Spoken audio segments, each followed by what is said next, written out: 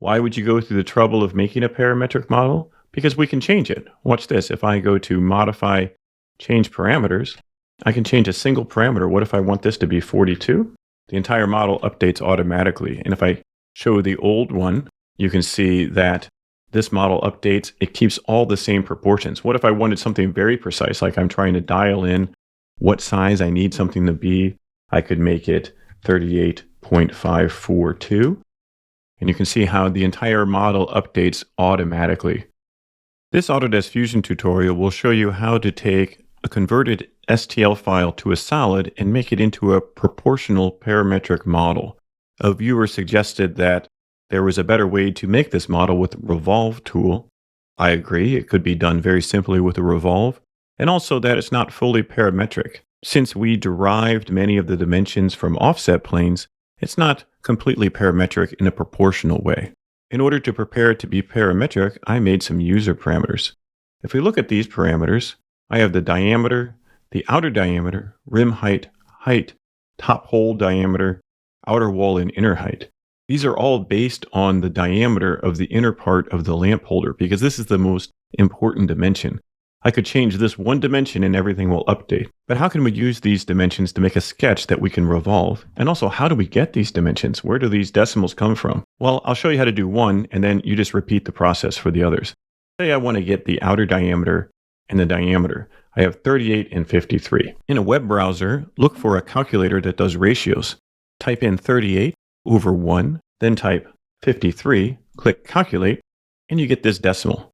You can just multiply that decimal by the original diameter number and everything will update proportionally. Back in Fusion, you can see I've done that for all the numbers that I need. The only one that I'm missing is the fillet. Call this fillet. It is 2 millimeters, but I can go ahead and say, since those will update together, and if I wanted to make my own fillet ratio, I could change this parameter right here.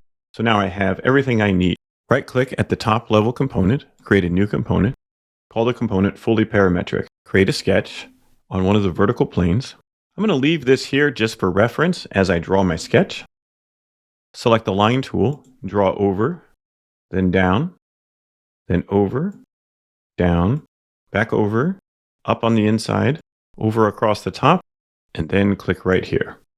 I'll use the vertical horizontal constraint, and then I want it centered under the origin. Now I'll add dimensions to this sketch. Press D, click the center here, then this edge, and this is our magical dimension, diameter, divided by 2. Once again, this edge and this edge. This is outer wall, divided by 2. This edge and the far edge, outer diameter, divided by 2. From here to the bottom is height. This dimension here is rim height. From the top of the rim, the inside here is inner height. So now we have just about everything we need to be able to make a revolve. I'm going to go ahead and hide the original STL, move the sketch up to the top here, horizontally constrained to the origin. Now we have a choice. We could add this fillet in here, but I usually don't do that in sketches. I do it with the solid mode. So we can finish the sketch, revolve, click this profile. The axis will be the Z-axis here. And now we have a perfect revolve. Press OK. We need 2 more operations. We need to make a sketch in the top here for the hole, and we need to do the fillet. We can do it in any order. So I'll create a sketch right on the top. Press C, start on the origin, and we have top hole.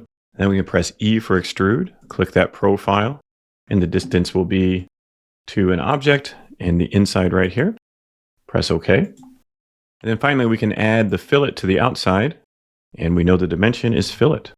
So this is the same thing we just got. So you could either model it from the actual STL, or if you want a fully parametric model. You don't always need to do this for models that you're making, but sometimes it can be very powerful to have proportional parametric features in your model. Hopefully this allows you to create proportional parametric features for models that you're creating. Happy 3D modeling.